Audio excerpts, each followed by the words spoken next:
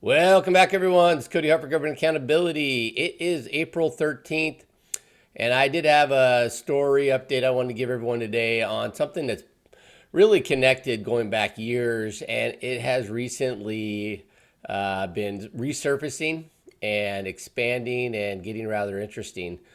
Um, I'll remind everyone that following the 2020 election, there was a significant amount of concern of election fraud.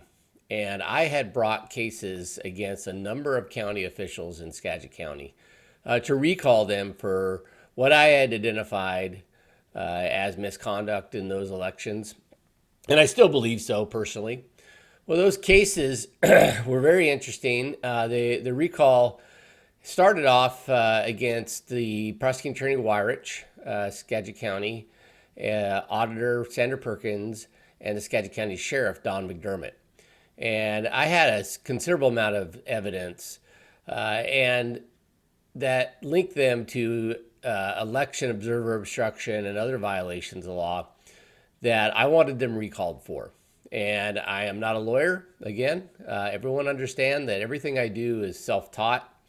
And I had brought that case all the way through the Skagit County Superior Court system into the Supreme Court of the state of Washington, where unfortunately I did not prevail for lack of legal expertise on how the court would rule. That is what I believe occurred, not a lack of justification for recall. But during that process, many of you might recall that I had a very heated hearing with a Snohomish County judge, William Steffner.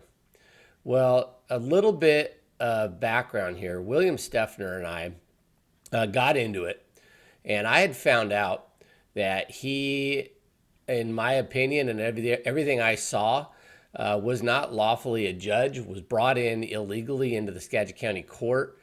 And I still believe to this day, that the whole thing was a sham. And it was a sham set up to protect the county officials for 2020 election fraud.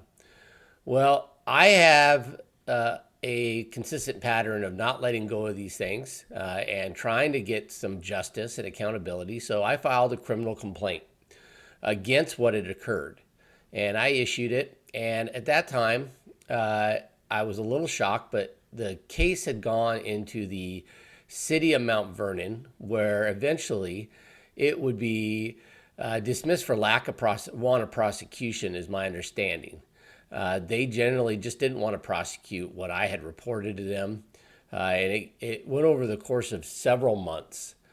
Well, fast forward to today, and I want to let everyone know I had someone reach out to me, and what I thought was a completely unrelated matter. And I started to look into it. It involved the Sedro-Woolley Municipal Court.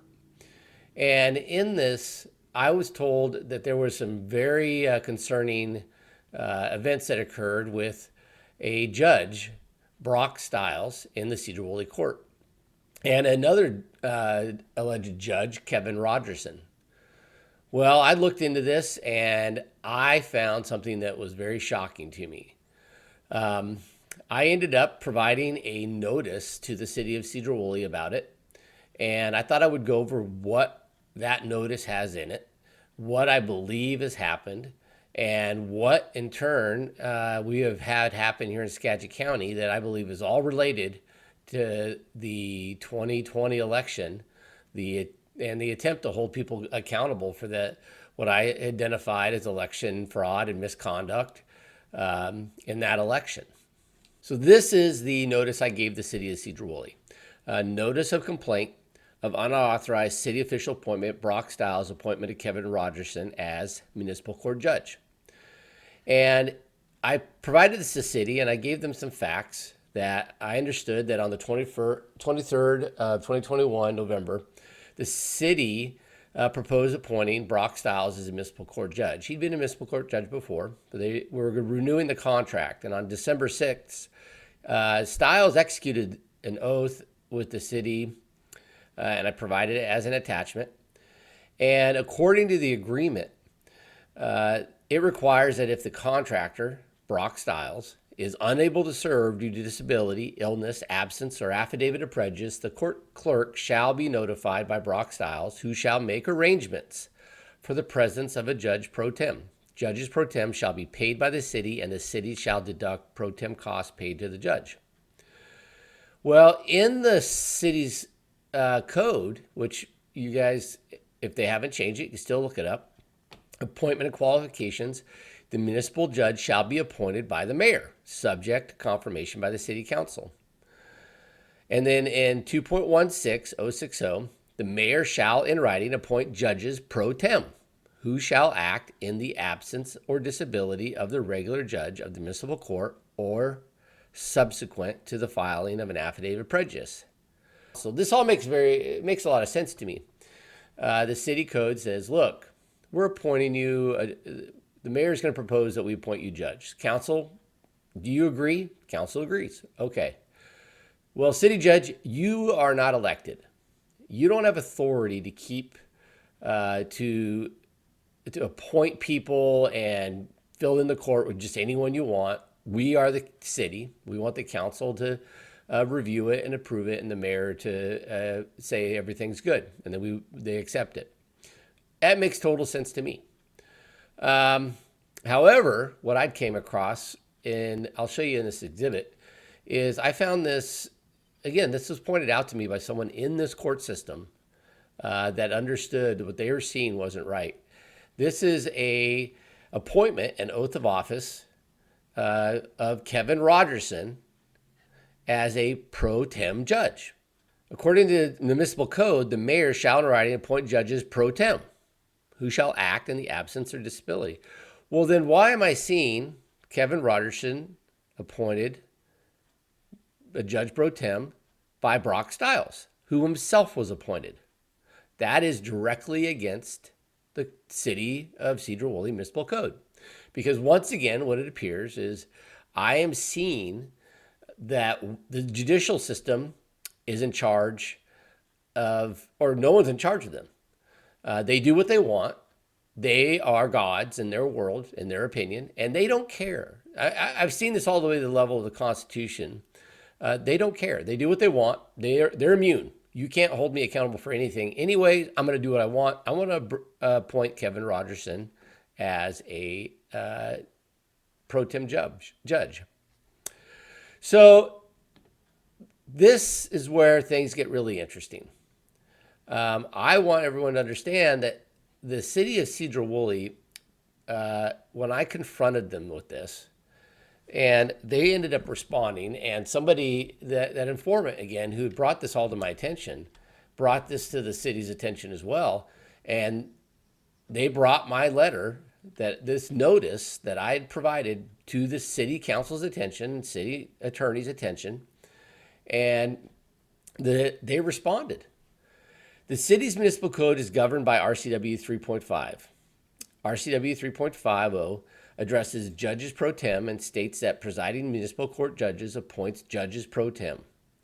The current Sedro-Woolley municipal code does not align with RCWs or other municipal codes. Well, this makes no sense.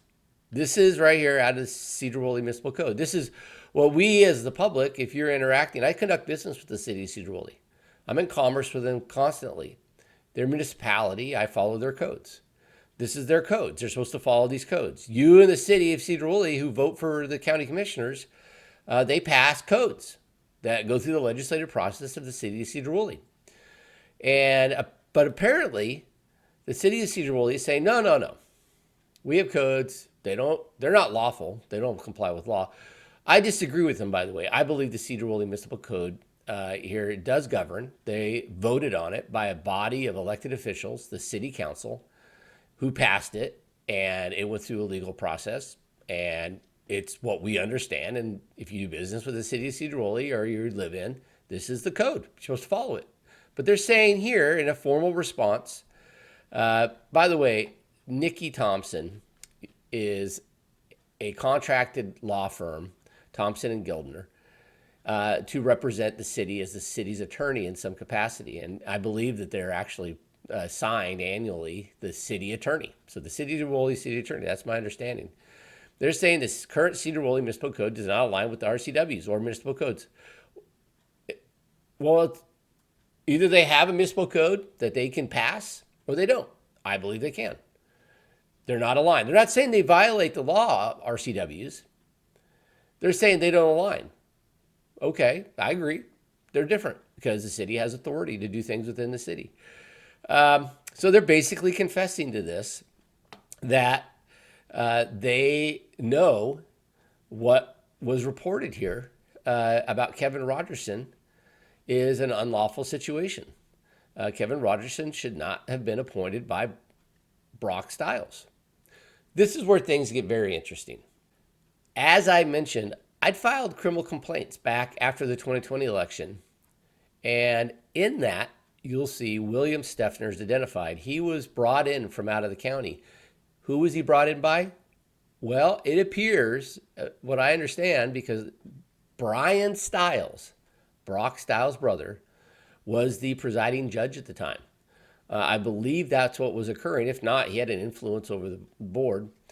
And one of the people I named is Melissa Beaton, is the clerk, because she participated in what I had identified and believe was the unlawful hearing process and an illegal judge being brought in. And I identified them in this criminal complaint. Well, again, the city of Mount Vernon was one running this case at one point. And the irony of all this is Kevin Rogerson, who Brock Stiles appointed, was and is, I believe, an attorney for the city of Mount Vernon, who did not end up prosecuting anybody.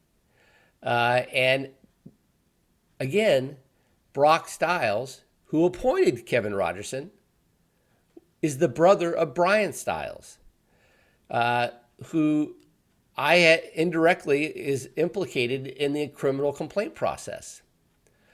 And I'm not going to pretend to tell you this is simple. This is a big mess. So we have someone involved in what I accuse, and I provide evidence, of a illegal court system in the Skagit County Superior Court, which involves Brock Stiles. Brock Stiles is indirectly connected to everything. It involves a city of Mount Vernon official, Melissa Beaton, who serves both as a Skagit County clerk and a city of Mount Vernon official. And they're named in a criminal complaint. Mount Vernon somehow gets this complaint and is running it through their police department. In the Mount Vernon Police Department, they have, and I should say in the city of Mount Vernon, they have a city attorney. And they have a process they go through that magically nobody is prosecuted. And after a little time goes by, Brock Stiles, Brian Stiles' brother, appoints one of those attorneys that work for city of Mount Vernon, promotes him to be a judge in the city of Sedro-Woolley. Well, I let the city of Sedro-Woolley know this, and I gave them a summary of my beliefs. And I'll read it here. It's not terribly long. Evidence supports that Brock Stiles, an attorney, has knowingly acted without lawful authority by appointing Kevin Rogerson as a Sedro-Woolley Municipal Court Judge Pro Tem. According to the city code, he wasn't allowed to. He did it. He broke the city municipal code, broke the law. Evidence supports that Kevin Rogerson, an attorney, has knowingly acted without lawful authority in his capacity as municipal court judge pro tem by accepting an appointment by Brock Stiles, who lacked lawful authority.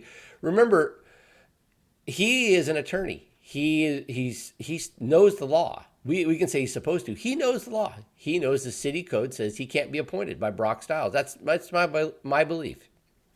Evidence supports that Brock Stiles and Kevin Rogerson, both attorneys, have concealed from the city of Sedro-Woolley conflicts and biases that disqualified Kevin Rogerson from performing judicial acts in cases in the city of Sedro-Woolley Municipal Court.